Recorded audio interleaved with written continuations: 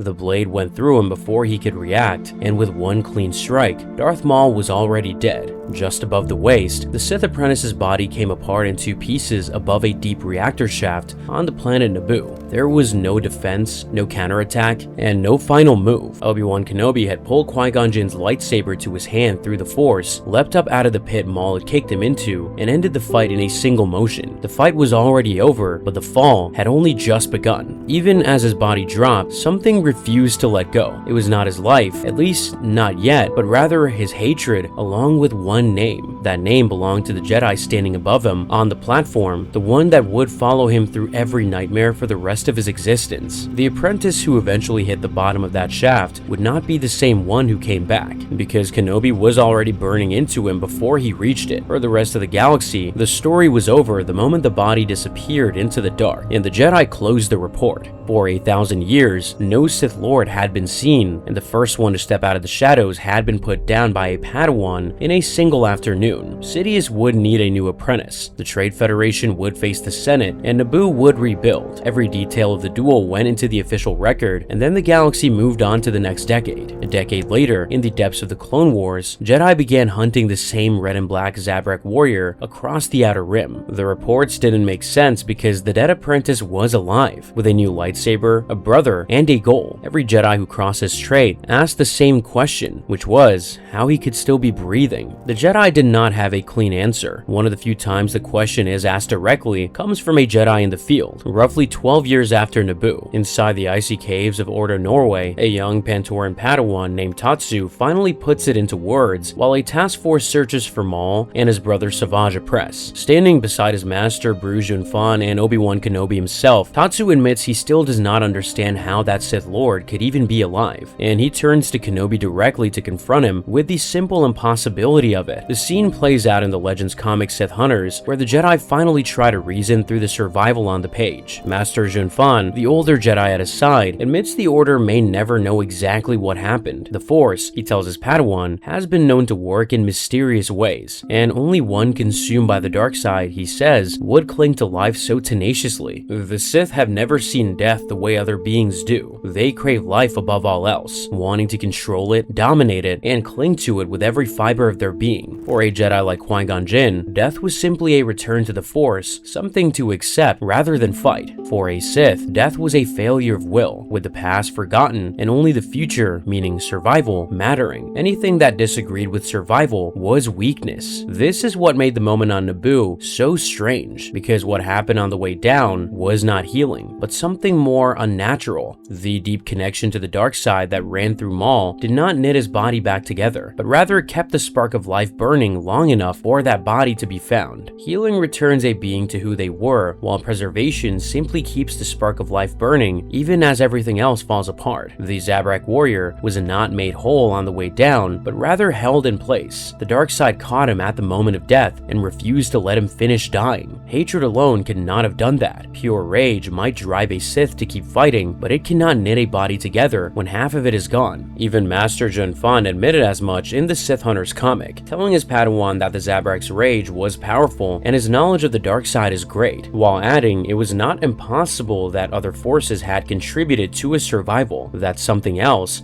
had been there all along. And her name was Mother Talzin. She was the head witch of the planet Dathomir, and she was Maul's own mother. The Night Sisters she led practiced their own form of dark side magic, separate from the Sith, and far older, less doctrine, and more ritual. Their magic could bind life into corpses, hold spirits in place between worlds, and stitch broken bodies back together through ichor and ancient ceremony. Maul carried that bloodline into every duel he ever fought, which made him a being with two streams of dark side energy running through him from birth. A hybrid of two dark side traditions in one body. That changes the whole shape of his survival on Naboo, because the dark side did not save the apprentice in a single moment of impossible will, since the foundation had been laid before he ever drew his his lightsaber. Sith training taught him to refuse death, while Night Sister blood gave him a second power source the Sith doctrine alone could not provide. He was not lucky on the way down, but rather the only being in the saga built to endure that kind of damage in the first place. Talzin's hand in it likely went further than blood. Years before Maul was even old enough to remember, Sidious had come to Dathomir to trade dark side knowledge with her, promising to make her his right hand. Instead, he stole her son and raised him as a weapon. From across the galaxy, she watched her stolen child for decades, with both reason and ability to reach across that distance the moment her son fell. Master Jun Fan never said her name because the Jedi did not know enough about Dathomir to point at her directly, but the canon record points there clearly. The other forces were not abstract because they had a name and they had been working on Maul his entire life. No other fallen Sith in the saga had that combination working in their favor. Looking across the Sith Lords who came after him, the difference becomes obvious. Count Dooku, years later, had his head cut off above Coruscant by Anakin Skywalker and died instantly. Darth Vader took mortal wounds on Mustafar and only stayed alive inside a life support suit his master built for him. Neither one of them just refused to die because each of them needed a machine or a master to hold them together. The Zabrak did it on a junkyard planet, alone, with nothing. But the dark side that kept him breathing was the same dark side that hollowed him out. The rage that sustained his body also consumed his mind, with both paying the price for his survival. In the years right after Naboo, that junkyard was a world called Lotho Minor. Its surface buried under trash, wreckage, and forgotten machinery. The warrior was left insane there, trapped on the planet with no way off, no longer a Sith apprentice, but barely a person. He even shared the world with a serpentine creature named Morley, who lived alongside him and tricked visitors into deadly encounters with the broken Sith. The body lived, but the mind did not. At the same time, far from Lotho Minor, Sidious had already moved on. The Master's view of his fallen apprentice was cold and final, and the moment Maul disappeared into the dark, Sidious took Count Dooku as Darth Tyrannus, the next blade in the dark side's plan. He never thought about his old apprentice again. The only thing that survived intact was the obsession. In the Sith Hunters comic, the restored Zabrak is shown years after his rescue, muttering one word in his sleep, calling out for Kenobi. When his brother asks if his pain still tortures him, the apprentice answers that the pain only makes him stronger, because without it, there would be nothing left of him at all. The pain had become the engine that kept the body running. The Maul who came back was not the apprentice from Naboo. The original had a master, a mission, and a clear place in the dark side hierarchy, while the restored fighter had only revenge.